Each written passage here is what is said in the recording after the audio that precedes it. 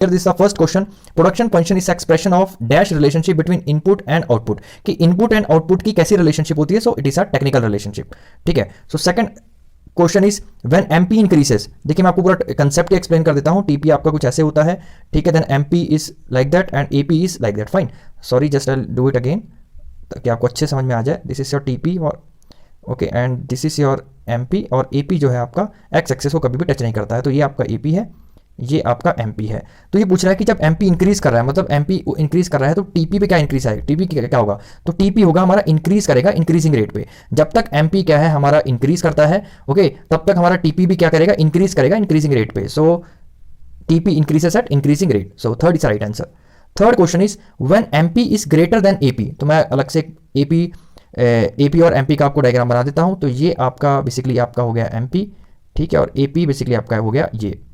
तो ये क्या कह रहा है कि जब एमपी आपका ग्रेटर है, तो एमपी बड़ा है जब एपी से, तब एपी में आपको देखने को क्या मिल रहा है, तब एपी क्या करेगा, इंक्रीज करेगा. ठीक है, जब तक आपका एमपी है ग्रेटर है एपी से, तो हमारा बेसिकली एपी क्या करेगा, राइज करेगा. तो यहां पे आपका राइट आंसर होगा second, AP राइसेस. Okay, now fourth question that is if more and more units of variable factors are employed with the fixed factors, okay, dash increases at an increasing rate initially and then decreases rate and finally starts falling. तो basically ये पूरी definition है आपकी total product की. ठीक है, वैसे ये है आपकी sorry the law of variable proportion की आपकी जो है ये आपका स्टेटमेंट है, जिसमें आपका यहाँ पे मिसिंग है टोटल प्रोडक्ट. ठीक है, यहाँ पे आंसर आएगा टोटल प्रोडक्ट, और ये आपकी पूरी जो है आपकी जो स्टेटमेंट है that is of law of variable proportion. Okay, fifth question is cost of producing a good is actual expenditure on purchase of inputs, okay, accounting cost no, imputed cost of cell phone. तो basically आपका first and third होगा. ठीक है, so cost of production basically आपका एक तो actual expenditure होता है, और इंप्यूटेड कॉस्ट जो कि सेल्फ ओन रिसोर्सेज होते हैं प्रोड्यूसर के, वो होगा. तो सम ऑफ फर्स्ट एंड थर्ड आपका राइट आंसर होगा.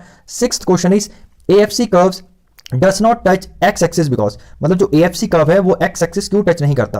तो ये एएफसी कर्व आपको बना के दिखा देता हूं. एएफसी कर्व ऐसा होता है, ठीक है, तो ये कभी भी एक्स एक्सिस को टच नहीं करेगा क्योंकि एएफसी कभी भी जीरो नहीं हो सकता.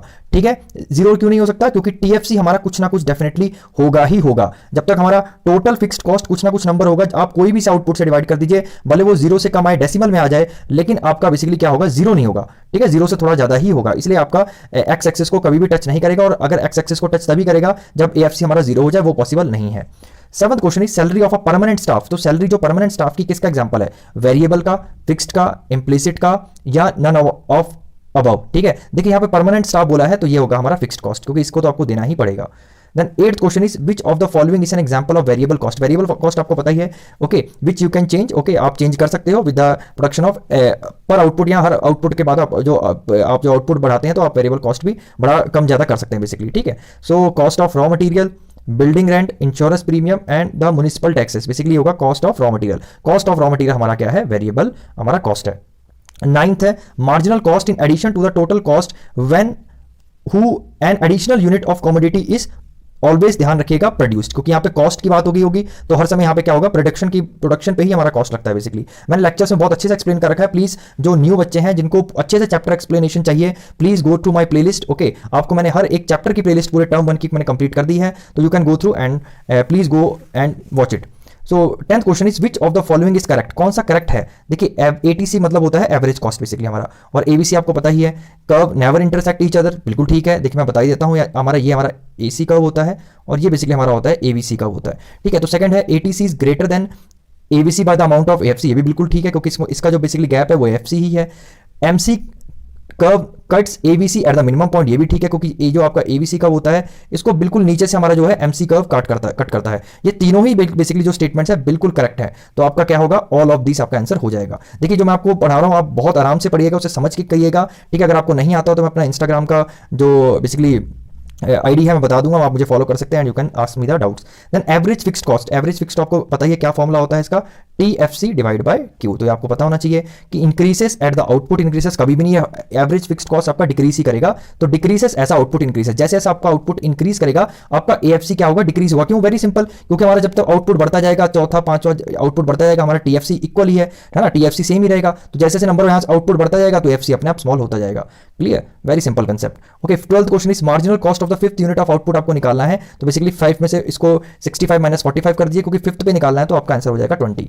ठीक है, नेक्स्ट है the complete formula for AC minus AFC। देखिए जहां पे एवरेज कॉस्ट आ जाएगा तो डेफिनेटली यहां पर ABC ही बच रहा है, तो ABC आपका आंसर हो जाएगा। ठीक है, ओके, चलिए आपको एक और थोड़ा सा आपको इसको क्लियर कर दूं। TC क्या होता है हमारा, TFC प्लस TVC। तो इसे अगर मैं टोटल इसे मैं Q से डिवाइड कर दूं, आउटपुट से डिवाइड कर दूं, तो ये किसके फॉर्मूले बन जाते हैं, ये बन गया आपका AC बन गया, ये बन गया आपका AFC बन गया, और ये बेसिकली आपका बन गया ABC बन गया। तो इन्होंने क्या पूछा, AC माइनस, तो अगर इसे आप इस इक्वल टू किधर ले जाएंगे तो ये बचेगा हमारा, तो विच इज एब्सोल्युटली राइट, तो ये हमारा हो गया ABC। फाइन, 14th क्वेश्चन है एरिया अंडर मार्जिनल कॉस्ट। जो मार्जिनल कॉस्ट होता है इसका बेसिकली ये जो एरिया होता है इसे क्या बोलते हैं, okay, this is called total cost, it is called total cost.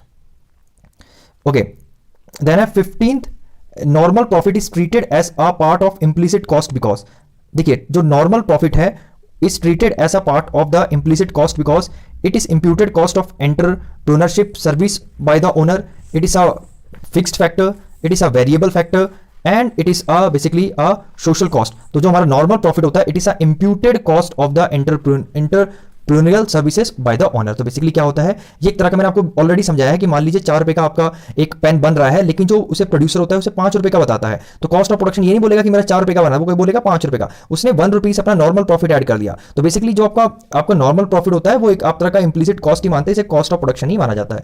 ठीक है, तो first is your, that is the right answer is, right answer is your first one, that is it is an imputed cost of the entrepreneurial services, okay, it is entrepreneurial services of by the owner। okay, next question है, that is the 16th question। 16th question आपका है, that is AC can fall, okay, when MC is rising on that condition, okay, when MC is rising on that condition, okay, so what it will be, so very simple, हम diagram बना के समझ लेते हैं। क्या कह रहा है कि जब AC कैन फॉल, तो सबसे पहले AC कर्व आपको पता होना चाहिए क्या होगा, AC कर्व आपका ऐसा होता है, ठीक है, और MC कर्व आपका बेसिकली ABC भी बना लेते हैं, ये आपका ABC और MC आपका ये है।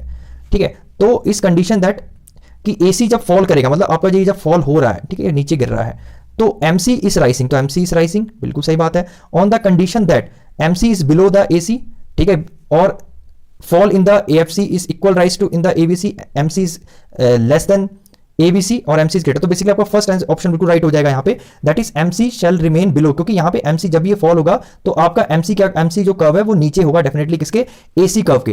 तो जो राइट आंसर होगा that will be definitely your, that will be definitely your the MC shall remain below the AC। okay, 17th question, that is the change in TC। okay, change यहाँ ध्यान रखिएगा, word change है, ठीक है, आप कई बच्चे इसे बहुत जल्दीबाजी में कर देंगे, लेकिन आपको ध्यान रखना है यहाँ पे चेंज है। तो whenever the change is change in TC divided by the change in output, तो डेफिनेटली वो आपका क्या हो जाएगा, मार्जिनल कॉस्ट हो जाएगा। कई बच्चे इसे AC समझ लेंगे, लेकिन AC नहीं आएगा, क्यों नहीं आएगा, क्योंकि यहाँ पे आ रहा है चेंज इन टोटल कॉस्ट, यहाँ पे क्या आपका आ रहा है चेंज इन टोटल कॉस्ट, तो यहाँ पे आपको ये चीज का बहुत ज्यादा ध्यान में रखना है आपको।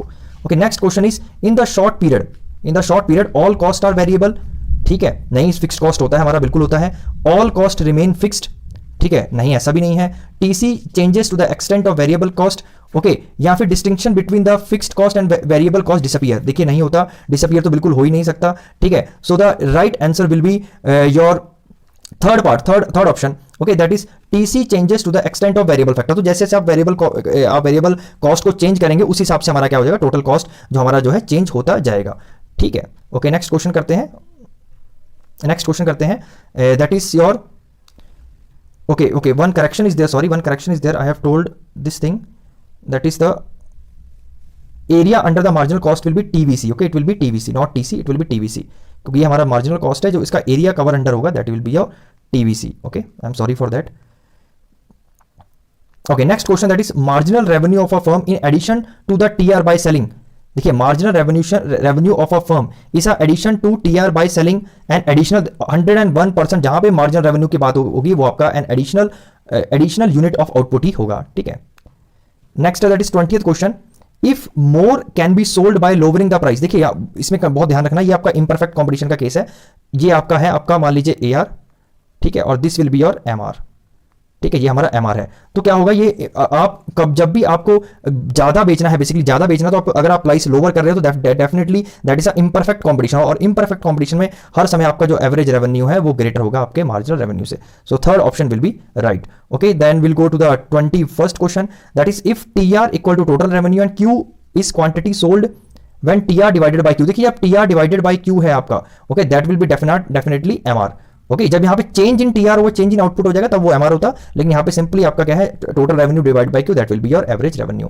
22 question is if a firm can sell any quantity of output at a given prices, अगर एक फर्म, ठीक है, if a firm can sell any quantity of output at a given price, मतलब आपका प्राइस चेंज नहीं हो रहा, तो डेफिनेटली आपका एआर किसके बराबर होगा, एमआर के बराबर होगा, ठीक है, आपका third option will be right. Then last question that is 23, if MR remains constant, मान लीजिए जो हमारा मार्जिनल रेवेन्यू है वो कांस्टेंट है, ठीक है, कांस्टेंट है, तो टीआर इंक्रीजेस एट हमारा क्या होगा, कांस्टेंट रेट होगा। तो आपने पढ़ाई देखा ही होगा कि जो ये परफेक्ट कॉम्पिटिशन का केस है, बेसिकली परफेक्ट कॉम्पिटिशन में टीआर ऐसा होता है और इसका जो एमआर है वो ऐसे कर्व बनता है, ठीक है, अगर इसे एक कर्व में होगा तो ऐसे होगा टीआर एमआर, इसे अलग अलग सेपरेट करेंगे तो एमआर को नीचे बना सकते हैं, तो straight line, MR straight line होती है which is equal to AR equal to P. मैंने बहुत अच्छे से लेक्चर्स एक्सप्लेन कर रखे हुए हैं, प्लीज आप वीडियो को अच्छे से देखिएगा, एक्सप्लेनेशन ऑफ द चैप्टर आपको बहुत अच्छे समझ में आ जाएगा, ठीक है। तो बेसिकली परफेक्ट कॉम्पिटिशन केस में जो टीआर हर समय इंक्रीजेस एट कांस्टेंट रेट होता है और जो एमआर है वो हमारा सेम हो, बिल्कुल कांस्टेंट होता है, और टीआर हमारा कांस्टेंट रेट पे जो है इंक्रीज करता है, और एमआर किसके बराबर होता है, एआर के बराबर, and which is also equal to P. तो बेसिकली तीनों चीजें इक्वल होती है हमारी परफेक्ट कॉम्पिटिशन में।